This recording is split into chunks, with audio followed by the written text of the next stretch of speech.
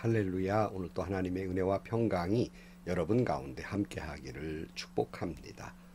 오늘도 묵상의 말씀을 통해서 나에게 주시는 하나님의 말씀을 듣는 은혜로운 시간이 되기를 축원합니다. 이 시간 하나님께서 우리에게 허락해 주신 말씀은 갈라디아서 1장 1절부터 10절 말씀입니다.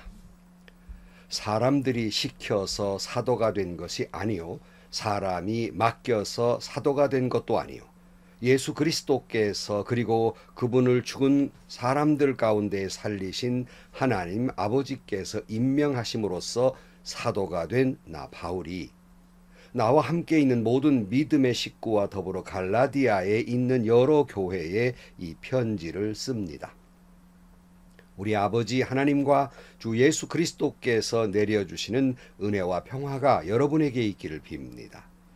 예수 그리스도께서는 하나님 우리 아버지의 뜻을 따라 우리를 이 악한 세대에서 건져주시려고 우리의 죄를 대속하기 위하여 자기 몸을 바치셨습니다. 하나님께 영광이 영원무궁하도록 있기를 빕니다. 아멘.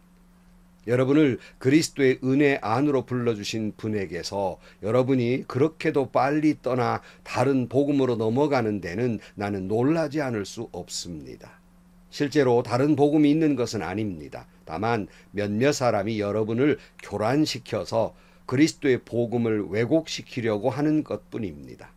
그러나 우리들이나 또는 하늘에서 온 천사라 할지라도 우리가 여러분에게 전한 것과 다른 복음을 여러분에게 전한다면 마땅히 저주를 받아야 합니다. 우리가 전에도 말하였지만 이제 다시 말합니다.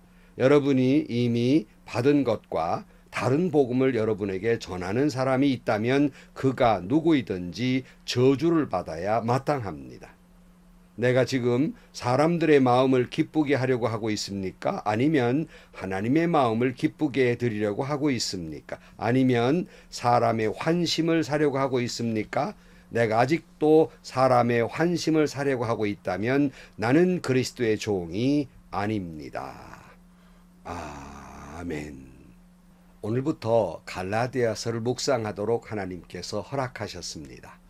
성경에 있는 모든 말씀이 귀중한 말씀입니다. 그러나 그 말씀들 중에는 또 사람들에게 아주 많은 영향력을 끼친 말씀도 있습니다. 사도 바울의 서신 가운데 로마서 그러면 대단한 말씀이잖아요. 그런데 바울 서신 가운데 로마서 못지않게 많은 사람들에게 영향을 끼친 말씀이 오늘부터 우리가 묵상하고자 하는 갈라디아서입니다. 특별히 영향을 받은 사람 가운데 하나가 종교개혁자 마틴 루터입니다. 그는 갈라디아서를 보면 이렇게 말합니다. 나는 갈라디아서와 결혼했다. 이렇게 말할 정도로 아주 루터에게 강한 영향력을 끼친 말씀이기도 합니다. 그래서 갈라디아서를 종교개혁의 성명서다 이렇게 말하기도 하고 갈라디아서를 개신교회의 모퉁이 돌이다 이렇게 이야기하기도 합니다. 그럴 정도로 초대교회에 오늘날 우리에게 많은 영향을 주고 있는 말씀이 소중한 말씀이 바로 갈라디아서입니다. 우리가 아까 로마서 말씀을 드렸는데요. 로마서가 의인은 믿음으로 말미암아 살리라 말씀하고 있잖아요. 똑같이 갈라디아서에도 히브리서에도 의인은 믿음으로 말미암아 살리라가 그 핵심 주제이기도 합니다. 여기 특별히 갈라디아서, 근데 갈라디아 여러 교회에 편지한다고 말씀하고 있는데요. 갈라디아 교회 그러면 어느 한 지역을 말하고 있는 것이 아닙니다. 당시에 이 갈라디아 지역이라는 정통적인 이름이 있었어요. 이 갈라디아 지역이라고 하는 건 지금의 튀르키예의 중북부 지방에 있는 주변을 이제 갈라디아 지역이라고 말하고 또는 이고니온, 루스드라, 더베, 비시디아 안디옥, 수리아 안디옥 등 이런 지역을 전체를 놓고 갈라디아 지역이라고 부르고 그래서 사도 바울이 갈라디아 여러 교회에 편지한다 이렇게 말씀하고 있습니다. 그러면 어떤 서신이 간에 주의 성령께서 역사해서 그 서신을 기록해 하시는 목적이 있지 않겠습니까? 특별히 이 갈라디아 지역은 사도 바울이 안디옥 교회로부터 선교사로 파송을 받아서 가장 먼저 들른 곳이 바로 이 갈라디아 지역입니다. 여기서 가장 먼저 복음을 전하게 됩니다. 그리고 여러 교회를 세우게 되지요. 그리고 돌아와서 2년간 휴식기를 갖게 됩니다. 그리고는 또다시 이 방문한 바가 있는데요. 보니까 이 초대교회가 거의 다 그렇듯이 괴롭히는 것들이 있었어요. 갈라디아 교회도 그 교회를 혼란시키는 것들이 있었습니다. 이미 말씀드렸습니다만 두 가지예요. 그 첫 번째는 사도 바울의 가르침이 뭡니까? 의인은 믿음으로 말미암아 살리라인데요. 거짓 교사들, 지난번에 유대교 사람들이라고 말씀드렸잖아요. 이 사람들이 그 믿음은 믿어야 되는 건 맞지만 그것만으로도 되냐? 뭔가 다른 것이 있어야 되는데 우리처럼 율법도 잘 지켜야 되고 또 뭐 할례도 받아야 되고 뭔가 어떤 공로주의에 빠지게 만듭니다. 그걸 해야지 되는 거 아니냐는 잘못된 가르침을 갖게 됩니다. 그래서 사도 바울의 서신 가운데에서 거짓 교사들이란 말은 바로 이 사람들을 이야기합니다. 이 첫 번째 문제가 있었고요. 또 하나의 문제는 사도 바울의 사도성이에요. 왜 당신이 사도입니까? 원래 사도라고 하는 건 예수님의 가르침을 직접 가르침을 받은 사람들을 사도라고 그래요. 그런데 사도 바울은 예수님이 직접 부름을 받았잖아요. 그러니까 사도 바울이 어떤 사람이었습니까? 예수 믿는 사람 잡아다가 가두고 죽인 사람이잖아요. 그러니까 자꾸 의심을 갖게 만드는 거예요. 저 사람이 무슨 사도냐? 혹시 우리 다 몽땅 모아다가 다 잡아가려고 하는 거 아니냐? 이런 식으로 자꾸 의혹을 제기하게 됩니다.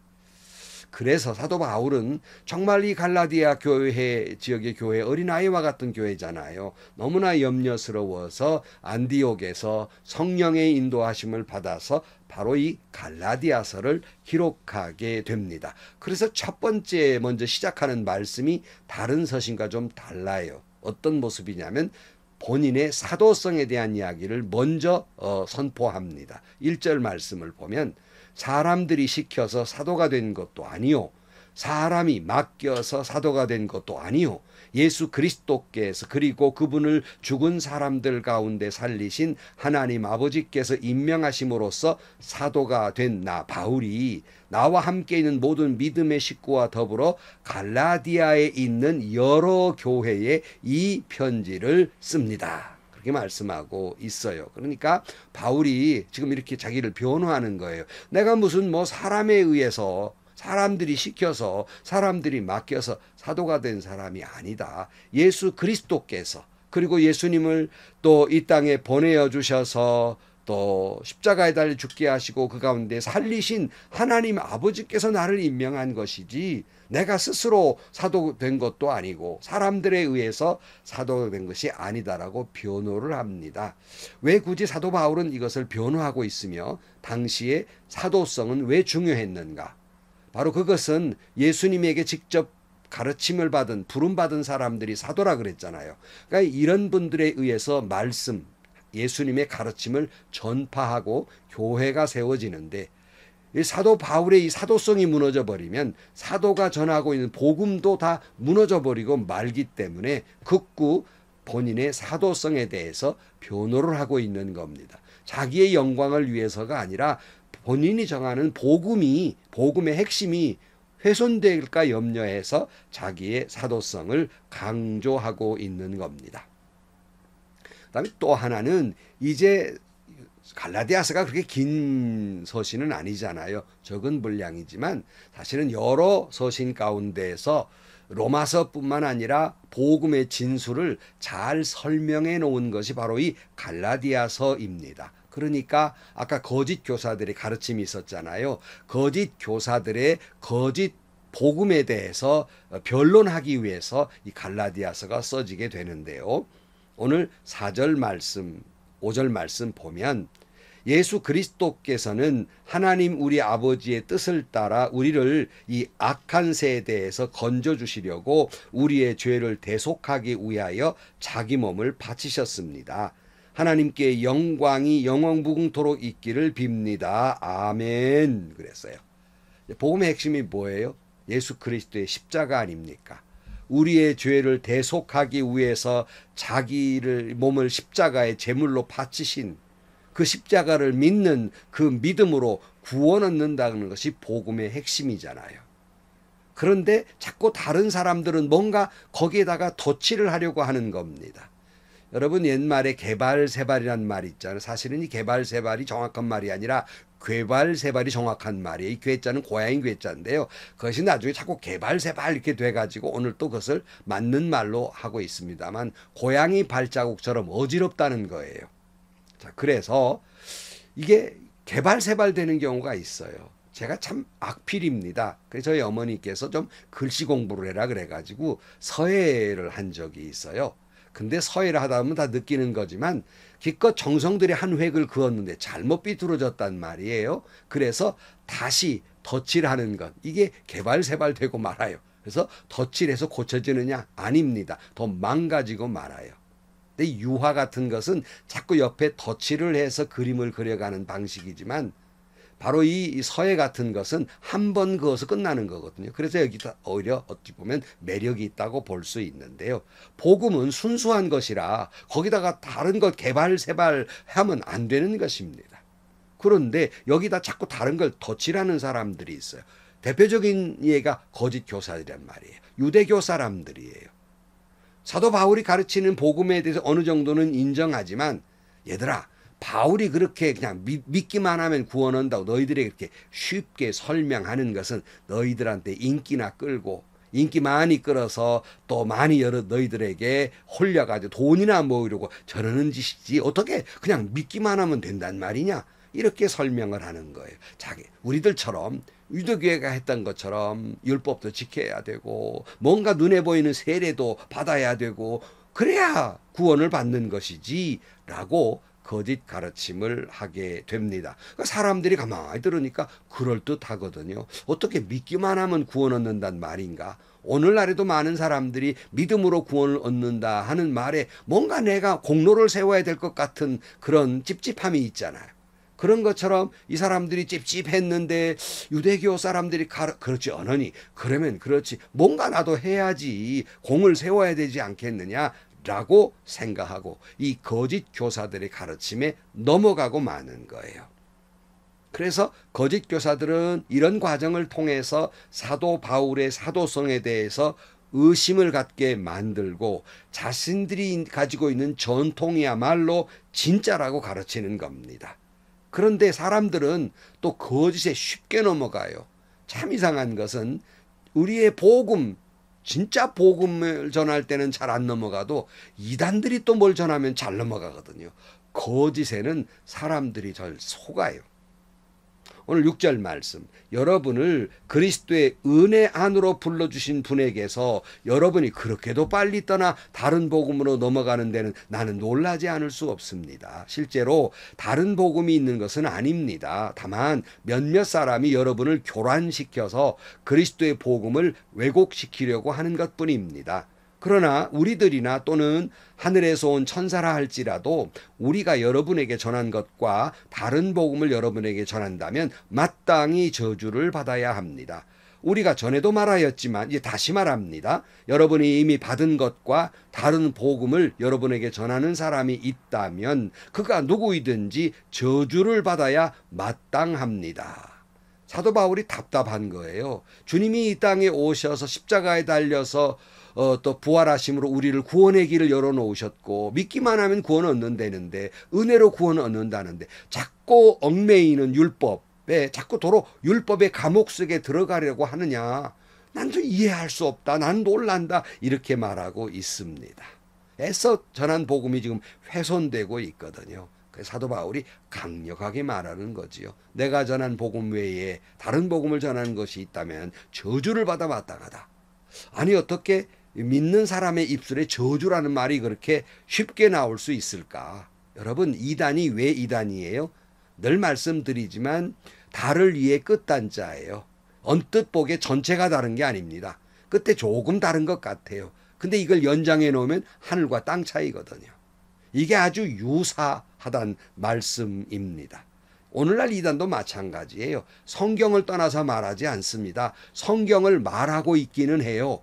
거기다가 개발세발 덧치는 거죠. 여러분이 느끼지 못하는 가운데 자꾸 자기들의 교주의 말, 자기들이 받은 환상, 거짓된 복음 해석, 이걸 자꾸 껴넣는 겁니다. 그러면서 당시 거짓 교사들이 사도 바울을 욕하는 것처럼 이단들은 요즘 기존 교회 목회자들에 대해서 교회 시스템에 대해서 막 욕을 하는 겁니다. 복음에 교란을 시키려고 하는 거예요. 그래서 마치 비커에 있는 개구리가 그저 처음에는 뜨뜻하니까 좋다가 그 자기가 죽는 줄도 모르고 넘어가는 것처럼 많은 사람들이 이단의 현란한 말에 넘어가 버리고 마는 겁니다. 이건 단호하지요. 저도 말할 수 있어요. 이런 사람은 저주받아 마땅해요. 왜냐하면 자기만 죽이는 것이 아니라 남을 죽이는 행위를 하고 있거든요. 이건 저주받아 마땅합니다. 여러분, 누가 나를 해코지하거나 누가 나에게 손해를 끼쳤거나 누가 나에게 명예를 훼손했다면 10번 100번 용서할 수 있는 일이라 할지라도 이것만은 용서 못하는 게 있습니다. 바로 그것은 다른 복음을 전하는 거예요. 이단이에요. 복음을 훼손하는 일이에요.